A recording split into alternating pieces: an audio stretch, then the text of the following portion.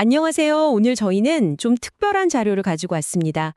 AI 분야의 거장이시죠. 튜링상 수상자 얀 르쿤 교수의 생각을 깊이 들여다볼 건데요. 네, 반갑습니다. 최근 하버드 강연 내용인데 여기서 현재 AI, 심지어 요즘 정말 핫한 대형 언어 모델 LLM 있잖아요. 네네.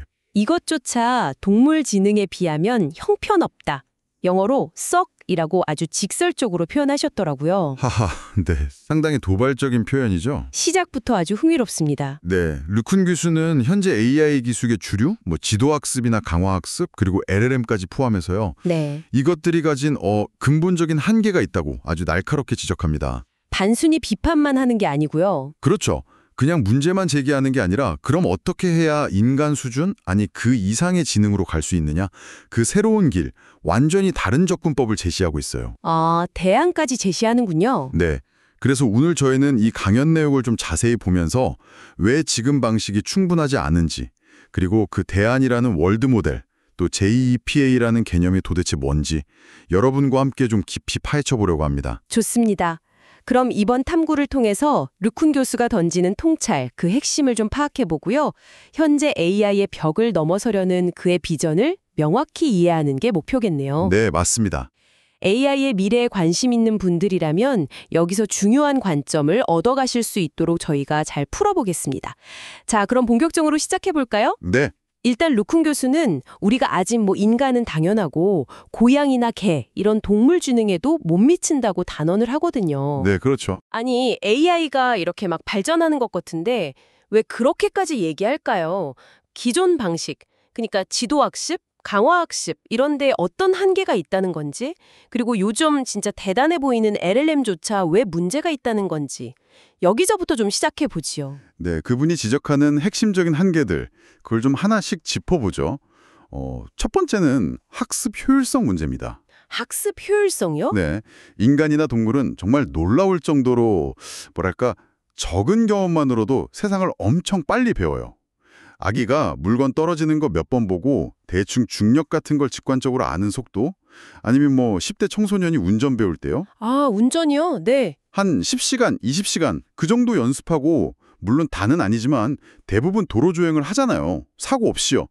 근데 지금 AI 모델들이 학습하는 데 필요한 데이터 양을 보면 수십억, 수조 개의 데이터 포인트 이런 거랑 비교하면 정말 차원이 다르죠. 아, 듣고 보니 그러네요. 저도 운전면허 딸 때 생각하면 물론 쉽진 않았지만 AI처럼 막 수백만 시간짜리 주행 영상 보고 배운 건 아니니까요. 그렇죠. 확실히 인간이나 동물은 적은 데이터로도 세상을 파악하는 능력이 있는 거네요. 네, 바로 그겁니다.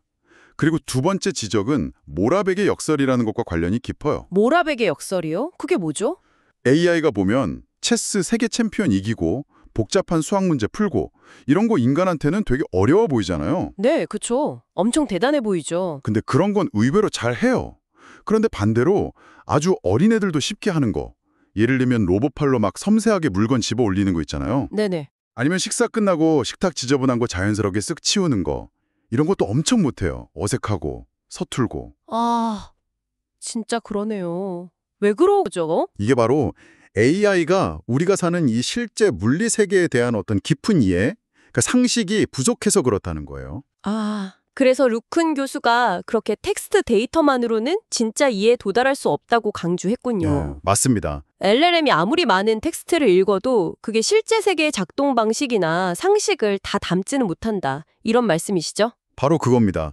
르쿤 교수가 제시한 데이터 규모 비교가 진짜 좀 충격적인데요. 한번 들어보세요. 네. 지금 제일 큰 LLM들이 학습하는 텍스트 데이터 총량이 대략 10의 14제곱바이트 정도래요. 10의 14제곱. 엄청나네요. 네, 이게 어느 정도냐면 사람이 평생 읽어도 다 못 읽는 거의 주십만 년치 분량이라고 하더라고요. 근데 진짜 놀라운 건요, 4살짜리 아이가 태어나서 그때까지 눈으로 받아들이는 시각 정보 총량 있잖아요. 네, 아이가 보는 거요? 네, 그것도 추산해보면 대략 10의 14제곱바이트로 비슷하다는 거예요. 와, 텍스트 총량이랑 4살 아이의 시각 정보량이 비슷하다고요? 이건 진짜 생각할 거리를 많이 던져주네요. 그렇죠.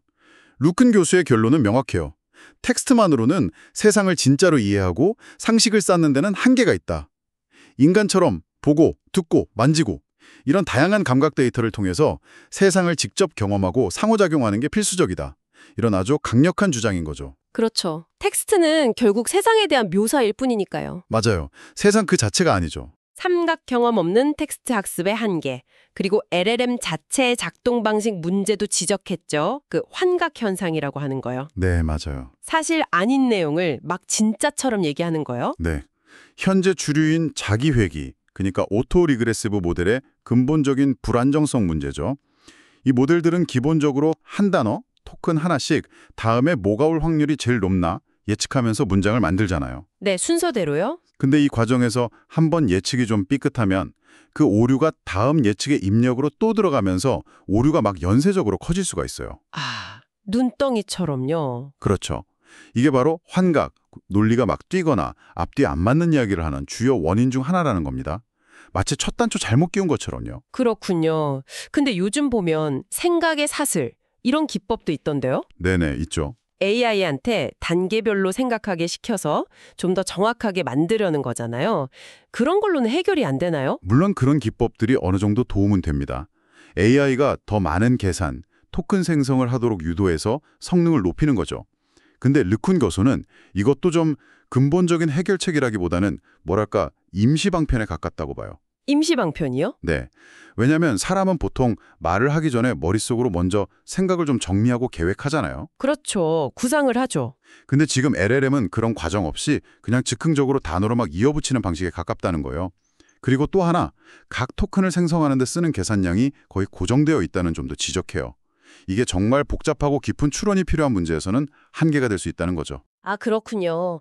정리해보면 현재 AI, 특히 LLM의 한계는 크게 네 가지네요. 학습 효율성 부족, 상식 부재, 텍스트 의존성, 그리고 자기회귀 모델 자체의 불안정성. 네, 그렇게 요약할 수 있겠습니다. 문제점은 이제 좀 명확해진 것 같습니다. 그럼 르쿤 교수가 제시하는 대안, 그 비전은 뭘까요? 강연 내내 월드 모델이라는 걸 엄청 강조하던데요. 네, 월드 모델. 이게 정확히 어떤 개념인가요? 월드 모델. 그 가장 기본적인 아이디어는요. 우리 인간이나 동물이 머릿속에 가지고 있는 거 생각하시면 돼요. 세상이 어떻게 돌아가는지에 대한 내적 시뮬레이션 모델이요. 내적 시뮬레이션 모델. 네, 이 모델 덕분에 우리는 어떤 행동을 하기 전에 이걸 하면 어떻게 될까 하고 결과를 미리 예측해 볼 수 있는 거예요. 내가 공을 던지면 행동 X, 공이 저렇게 포물선 그리면서 날아가겠지? 결과 Y. 이런 식으로요. 아하. 그리고 이런 예측 능력이 있으니까 미래를 계획하고 목표 달성을 위한 최적의 행동 순서를 찾아낼 수 있는 거고요. 아기들이 주변 환경이랑 끊임없이 상호작용하면서 정말 빠르게 이런 내적 모델을 만들어가잖아요. 네, 그쵸. 정말 신기할 정도로요. 르쿤 거수는 바로 이 월드 모델이야말로 상식의 근원이고 우리가 물리세계랑 효과적으로 상호작용하고 예측하면서 살아가는 능력의 핵심이라고 보는 겁니다. 머릿속 시뮬레이터 같은 거군요. 만약 이러하면 어떻게 될까를 계속 돌려보는 능력. 맞아요. 딱 그거죠. 근데 이걸 AI가 학습하게 만드는 건 진짜 어려울 것 같은데요. 강연에서도 그냥 비디오 다음 프레임을 픽셀 단위로 예측하려고 하면 문제가 생긴다고 하셨던 것 같은데 왜 그런 거죠? 네, 정확히 보셨어요. 세상의 모든 세부 사항을 완벽하게 예측하는 건 사실상 불가능하네요. 예를 들어서 지금 제가 다음 순간에 어떤 표정을 지을지 아니면 저 창밖의 나뭇잎이 바람에 어떻게 흔들릴지 여기 바닥 타일의 미세한 질감이 어떨지 이런 걸 픽셀 단위로 정확히 예측한다? 이건 거의 불가능에 가깝죠.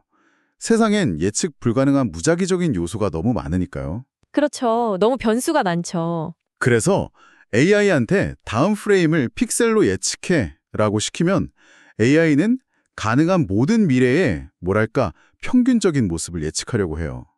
그러다 보니까 결과가 종종 되게 뿌옇거나 블러리, 현실감 없는 이미지로 나온다는 거죠. 아하, 모든 가능성을 다 담으려다가 오히려 애매하고 흐릿한 결과가 나온다? 네, 그렇죠. 그래서 루크는 픽셀 자체가 아니라 훨씬 더 추상적인 표현을 예측하자, 이렇게 제안하는 거군요. 맞습니다. 이게 바로 그가 새로 제시한 JPA, Joint Embedding Predictive Architecture, 결합 임베딩 예측 아키텍처, 이 아이디어의 핵심인 거죠. 네, 맞아요. JPA의 핵심 아이디어가 바로 그 지점입니다. 이 부분을 좀 더 자세히 설명해 주시면 좋겠어요. 네, 그러니까 세상을 눈에 보이는 그대로 픽셀 값의 나열로 직접 예측하는 게 아니고요. 일단 세상을 고차원의 추상적인 표현 공간으로 인코딩하는 방법을 배우자는 거예요. 추상적인 표현 공간? 네, 이 표현 공간을 뭐랄까 일종의 의미 지도라고 상상해 볼 수 있어요. 비슷한 개념이나 상태는 이 지도 위에서 가까이 있고 다른 건 멀리 떨어져 있는 거죠. 근데 실제 사진과는 다른 추상적인 지도인 거예요. JPA는 바로 이 의미 지도 상에서 예측을 수행합니다. 아, 그러니까 예측 불가능한 세세한 픽셀 정보, 예를 들면 나뭇잎이 정확히 어떻게 흔들리는지 같은 건 이 의미 지도 만드는 과정에서 자연스럽게 걸러지고 그렇죠. 대신 세상의 더 본질적인 구조나 상태 변화, 예를 들면 바람이 분다는 개념 같은 것에 집중해서 예측하도록 학습한다. 이런 건가요? 정확합니다. 딱 그거예요. 마치 과학자들이 복잡한 자연 현상을 이해하려고 핵심 변수만 뽑아서 간결한 법칙으로 표현하는 거랑 비슷해요. 아, 과학 법칙처럼요? 네. 예를 들어 목성의 대기가 어떻게 움직이는지 하나하나 다 예측하는 대신에 물리학자들은 행성의 위치, 속도 같은 몇 가지 추상적인 변수만으로 궤도를 엄청 정확하게 예측하잖아요. 그렇죠. JPA도 비슷하게 세상의 불필요한 디테일은 추상화하고 예측 가능하고 유용한 핵심 표현을 포착하도록 배우는 거죠. 그리고 중요한 건 이 표현을 예측하는 과정 자체가 AI가 세상을 이해하는 방식을 배우는 아주 강력한 자기지도 학습, Self-Supervised Learning 신호가 된다는 점이에요. 자기 지도 학습. 정답 없이 데이터 자체에서 배우는 거요. 네, 정답 레이블 없이 데이터 자체의 구조로부터 배우는 거죠. 근데 이런 방식이 붕괴 문제에 빠질 수 있다고 들었거든요.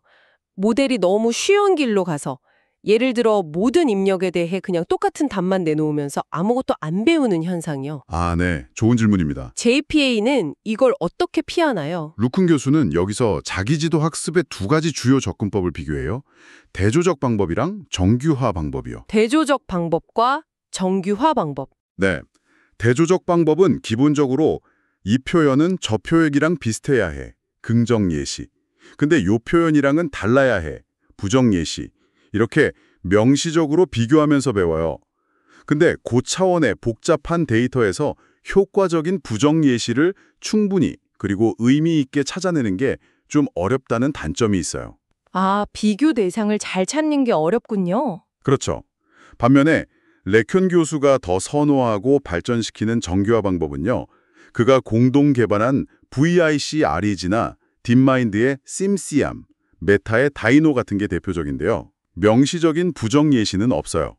대신 학습된 표현 자체가 풍부한 정보를 담도록, 그러니까 표현 벡터의 각 차원들이 서로 다른 유용한 정보를 나타내고 중복되지 않도록 수학적인 제약, 즉 정교화를 가하는 방식이에요. 아, 그러니까 이것과 저것은 달라. 이렇게 일일이 가르치는 대신 네가 만드는 지도 자체가 최대한 상세하고 유용해야 해. 이런 규칙을 주는 거군요. 네, 맞아요. 아주 좋은 비유입니다. 마치 지도 그릴 때 모든 지각을 그냥 회색으로 칠해버리는 꼼수를 막는 것처럼요. 네, 딱 그렇죠. 이런 정교화 기법들이 표현이 무의미하게 단순화되거나 한 점으로 붕괴되는 걸 효과적으로 막아줍니다. 실제로 다이노 같은 정교화 기반 자기지도 학습 모델은요. 이미지넷 같은 대규모 이미지 인식 벤치마크에서요. 정답 레이블을 쓴 전통적인 지도 학습 방식의 성능을 뛰어넘는 결과도 보여줬어요. 와, 지도 학습보다 더 잘했다고요? 정답 없이? 네, 이게 JPA 방식이 꽤 유망하다는 강력한 증거가 되는 거죠. 와, 정말 강력한 접근 방식처럼 들리네요. 그럼 이렇게 JPA로 세상에 대한 추상적인 이해와 예측 능력을 갖춘 월드 모델을 만들었다고 쳐요. 네, 이게 르쿤 교수가 궁극적으로 지향하는 더 똑똑하고 안전한 AI 비서나 로봇 같은 시스템으로 어떻게 연결될 수 있을까요? 그는 이 월드 모델을 핵심 부품으로 쓰는 구체적인 지능용 에이전트 아키텍처를 제안해요. 이 아키텍처가 여러 모듈이 서로 막 상호작용하면서 작동하는데요. 그 과정을 한번 따라가 보죠. 네, 어떻게 작동하는지 궁금하네요. 첫째, 인식 시스템이 있어요. 카메라, 마이크 같은 센서로 현재 세상 상태 정보를 받아서 이걸 월드 모델이 이해할 수 있는 추상적인 표현으로 바꿔서 전달해요. 예를 들어 컵이 테이블 위에 있다, 이렇게요. 네, 일단 보고 듣고 상황 파. 둘째, 에이전트가 현재 상태에서 자기가 할 수 있는 여러 가지 행동 순서들, 그러니까 가능한 미래 계획들을 상상해요. 팔을 뻗는다, 컵을 잡는다, 컵을 들어 올린다, 이런 식으로요. 계획을 세우는 거군요. 셋째, 핵심인 월드 모델이 나섭니다. 이 모델은 상상된 각 행동 순서가 실행됐을 때 세상이 앞으로 어떻게 변할지를 예측해요. 중요한 건 픽셀 단위가 아니라 JEPA로 학습된 추상적 표현 수준에서 결과를 예측한다는 거죠. 예를 들면 컵을 들면 컵의 위치 표현이 바뀌겠지, 이렇게요. 아, 시뮬레이션을 돌려보는 거네요. 표현 공간에서. 맞아요. 넷째, 비용 함수라는 게 이 예측된 미래 상태들을 평가합니다. 이 비용 함수가 중요한데 단순히 목표 달성만 보는 게 아니에요. 두 가지를 같이 봐요. 하나는 주어진 목표를 얼마나 잘 달성했는지, 컵을 원하는 위치로 옮겼나.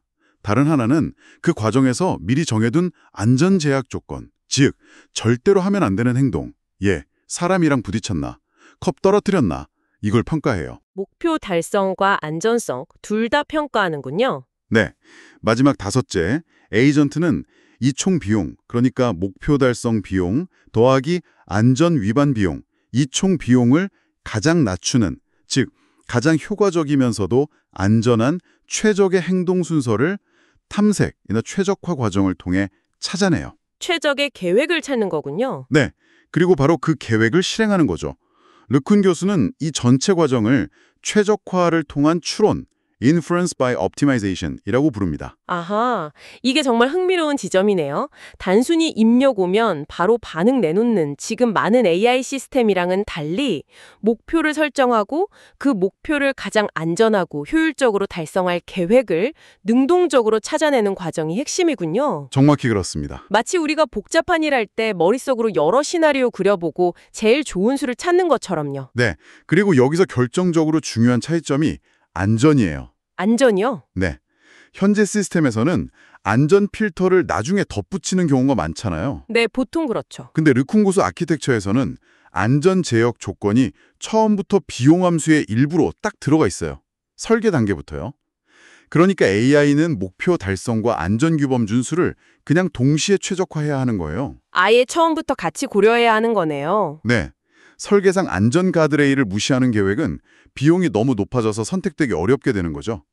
그분은 실제로 이런 방식으로 학습된 월드 모델이랑 계획 능력을 갖춘 로봇이 어떤 특정 작업에 대한 별도 후렴 없이도요. 제로샷으로요. 제로샷으로요? 네, 처음 보는 물체를 조실스럽게 조작하거나 파란치 밀기, 컵 옮기기 같은 거요. 아니면 복잡한 환경에서 길 찾아가는 거. 저 멀리 파란 쓰레기통 찾아가는데 장애물 피해서 가는 거요. 이런 시연 영상도 보여줬어요. 와, 대단하네요. 월드 모델이 세상 돌아가는 원리를 충분히 잘 이해하고 있으면 새로운 문제도 계획을 통해서 스스로 해결책을 찾을 수 있다.